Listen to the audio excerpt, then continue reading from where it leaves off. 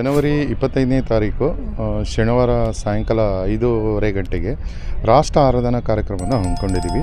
ಚಿಕ್ಕಬಳ್ಳಾಪುರದಲ್ಲಿ ಕನ್ವೆನ್ಷನ್ ದಲ್ಲಿ ಹಮ್ಮಿಕೊಂಡಿದ್ದೀವಿ ಸರ್.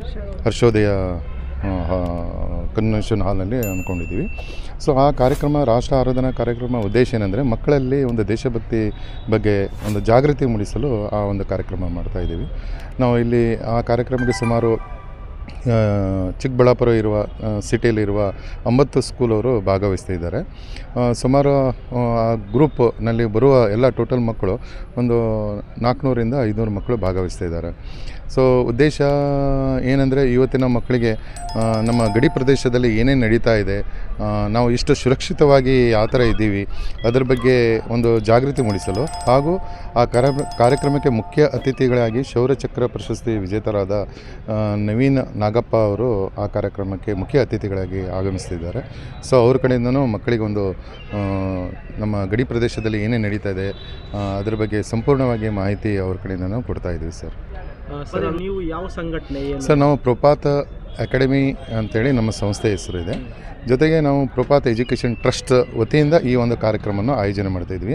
ನಮ್ಮ ಸಂಸ್ಥೆ ಮಕ್ಕಳಿಗೆಲ್ಲಿ ಅಂದರೆ 5 ವರ್ಷದಿಂದ 12 ವರ್ಷ ಮಕ್ಕಳಿಗೆ ಅಬ್ಯಾಕಸ್ಸು ಕ್ಲಾಸಸ್ಸನ್ನು ಮಾಡ್ತೀವಿ. ಹಾಗೆ 12 ವರ್ಷ ಮೇಲ್ಪಟ್ಟವರಿಗೆ ವೇದಿಕ್ ಮ್ಯಾಥಮೆಟಿಕ್ಸನ್ನು ಕ್ಲಾಸಸ್ಸನ್ನು ನಾವು ತೊಗೊಳ್ತೀವಿ. ವೇದ ಗಣಿತ ಅಂತೇಳಿ ಈ ಒಂದು ಸಂಸ್ಥೆಯನ್ನು ಅಬ್ಯಾಕಸ್ ಮತ್ತು ವೇದ ಗಣಿತವನ್ನು ಇದು ಮಾಡ್ತೀವಿ. ಈಗ ಚಿಕ್ಕಬಳ್ಳಾಪುರದಲ್ಲಿ ಡಿಸ್ಟಿಕ್ನಲ್ಲಿ ನಾವು ಈ ಸಂಸ್ಥೆಯನ್ನು ಸ್ಟಾರ್ಟ್ ಆಗ್ತಾ ಇದೆ. ಆಲ್ರೆಡಿ ನಮ್ಮದು ಈಗ ಲಾಸ್ಟ್ 3 ಇಯರ್ಸಿಂದ ಚಿಂತಾಮಣಿಯಲ್ಲಿತ್ತು.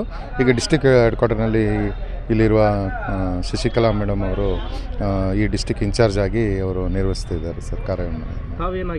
ಸರ್, ಇದರಲ್ಲಿ ನಾನು ನಮ್ಮ ಪ್ರಪಾತ್ ಅಕಾಡೆಮಿಯಲ್ಲಿ ಮಾರ್ಕೆಟಿಂಗ್ ಡೈರೆಕ್ಟರ್ ಆಗಿದ್ದೀನಿ ಸರ್.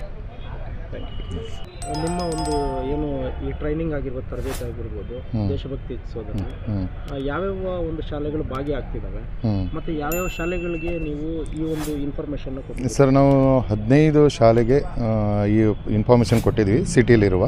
ಯಾಕಂದರೆ ಆ ಕಾರ್ಯಕ್ರಮ ಸಾಯಂಕಾಲ ಇರೋದ್ರಿಂದ ಮಕ್ಕಳಿಗೆ, ಹಳ್ಳಿಯಿಂದ ಬರೋರು ಮಕ್ಕಳಿಗೆಲ್ಲ ತೊಂದರೆ ಆಗುತ್ತೆ ಅಂತ ಕೆಲವರು ಸ್ಕೂಲ್ ಅವರು ಹೇಳಿದರು ನಮಗೆ.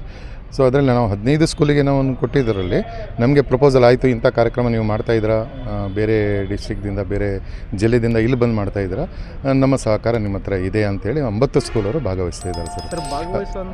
ಇಲ್ಲ ಸರ್, 1ನೇ ತರಗತಿಯಿಂದ 10ನೇ ತರಗತಿ ಮಕ್ಕಳಿಗೆ ನಾವು ಆ ಕಾರ್ಯಕ್ರಮಕ್ಕೆ ಭಾಗವಹಿಸಲಿಕ್ಕೆ ಒಂದು ಅವಕಾಶನೂ ಕೊಡ್ತಿದ್ದೀವಿ. ಯಾಕಂದರೆ ನಾರ್ಮಲಾಗಿ ಏನಾಗುತ್ತೆ ಸರ್, ಒಂದು ಸ್ಕೂಲಲ್ಲಿ ಯಾವುದೋ ಒಂದು ಕಾರ್ಯಕ್ರಮ ಅಂದ್ಕೊಂಡೇ ಸೆಲೆಕ್ಟ್ ಮಕ್ಕಳಿಗೆ ಮಾಡಿ ಕಳಿಸಿರ್ತಾರೆ. ಒಂದು ಹಾಡು ಹೇಳೋದಿರ್ಬೋದು ಅಥವಾ ಸ್ಪೋರ್ಟ್ಸಲ್ಲಿರ್ಬೋದು. ನಾವು ಸ್ಕೂಲವ್ರಿಗೆ ಏನು ಹೇಳಿದ್ವಿ, ಒಂದು ಸ್ಟೇಜಲ್ಲಿ ಮಿನಿಮಮ್ 50ರಿಂದ ನೀವು 100, 120, 150 ತನಕ ಮಕ್ಕಳು ಕಳಿಸ್ತೀನಿ ಅಂದರೆ ನಾವು ಸ್ಟೇಜ್ ಕೊಡಲಿಕ್ಕೆ ರೆಡಿ ಇದ್ದೀವಿ. ಅಂದರೆ ಇವತ್ತಿನ ಮಕ್ಕಳಿಗೆ ಸ್ಟೇಜ್ ಫಿಯರ್ ಬೇಗ ಬೇಕಾಗಿದೆ. ಸೊ ಯಾಕಂದರೆ ನಾವು ಸ್ಕೂಲಲ್ಲಿ 1-2 ಮಕ್ಕಳಿಗೆ ನೋಡ್ತೀವಿ, ಆದರೆ ಅಷ್ಟು ಜನ ಒಂದು ಹಾಡಿದಾಗ ಆ ಮಗು ಯಾರು ಹಾಡ್ತಾನೆ, ನಾನು ಹಾಡ್ತೀನಿ ಅಂತ ಬರ್ತಾನಲ್ಲ, ದೇಶಭಕ್ತಿ ಗೀತೆ ಅದನ್ನು ಆ ಒಂದು ಭಾಗವಹಿಸಿದಾಗ ಅವನಿಗೊಂದು ಅನಿಸುತ್ತೆ ಆ ಟೈಮ್ನಲ್ಲಿ, ಈ ಥರನೂ ಇದೆ, ನಾನು ಮುಂದೆ ಬರಬೇಕು, ನಾನು ಎಲ್ಲೋ ಒಂದು ಕಡೆಗೆ ಕುಂತಿರ್ತಿದ್ದೆ, ಸೊ ಇವತ್ತು ನಂಗೆ ಒಂದು ಸ್ಟೇಜ್ ಸಿಕ್ತು, ಅವನ ವಿಚಾರಗಳನ್ನು ಬದಲಾವಣೆ ಆಗಿಬಿಡುತ್ತೆ ಆ ಮಗುದು. ಸೊ ಅದಕ್ಕೋಸ್ಕರ ನಾವು ಸ್ಕೂಲ್ ಅವರಿಗೆ ಏನು ಮ್ಯಾನೇಜ್ಮೆಂಟ್ ಇರ್ಬೋದು ಅಥವಾ ಪ್ರಿನ್ಸಿಪಾಲ್ ಅವರಿಗೆ ಏನು ಹೇಳಿದ್ದೀವಿ ಅಂದರೆ, ನಿಮ್ಮ ಮಕ್ಕಳಿಗೆ ಈ ಥರ ನೀವು ರೆಡಿ ಮಾಡಿದಾಗ ಸೊ ಮಕ್ಕಳಲ್ಲಿ ಒಂದು ಜಾಗೃತಿನೂ ಬರುತ್ತೆ, ಅವನೊಂದು ಸೆಲ್ಫ್ ಡಿಸಿಷನ್ ತೊಗೊಳ್ತಾನೆ. ಹೌದು, ನಾನು ಇಂಥ ಒಂದು ಕಾರ್ಯಕ್ರಮ ಭಾಗವಹಿಸಿದ್ದೀನಿ, ನನಗೊಂದು ಆ ಹುಮ್ಮಸ್ಸು ಬಂದಿದೆ. ಯಾವುದೇ ಒಂದು ಇದಕ್ಕೆ ಅವನು ಕಾಂಪಿಟೇಟಿವ್ ಎಕ್ಸಾಮ್ಸಲ್ಲಿರ್ಬೋದು, ಅವನು ಹೆದರಿಕೆ ಅಂತ ಇರಲ್ಲ. ಸೊ ಆ ಒಂದು ಕಾನ್ಫಿಡೆಂಟ್ ಅವ್ನು ಬೆಳೆದಿರುತ್ತೆ. ಸೊ ಆ ಮೂಲ ಉದ್ದೇಶದಿಂದ ಈ ಥರ ಒಂದು ಕಾರ್ಯಕ್ರಮವನ್ನು ನಾವು ನಡೆಸ್ತಾ ಕೊಡ್ತೇವೆ. ಕಾರ್ಯಕ್ರಮದಲ್ಲಿ ಏನೆಲ್ಲ ಸರ್, ವಿಶೇಷ ಕಾರ್ಯಕ್ರಮ ಅಂದರೆ ಈ ಒಂದು ಕಾರ್ಯಕ್ರಮಕ್ಕೆ ನಾನು ಹೇಳ್ದಂಗೆ ಶೌರ್ಯ ಚಕ್ರ ಪ್ರಶಸ್ತಿ ವಿಜೇತರಾದ ನಾಗಪ್ಪ ಅವರು, ನವೀನ್ ನಾಗಪ್ಪ ಅವರು ಬರ್ತಾ ಇದ್ದಾರೆ.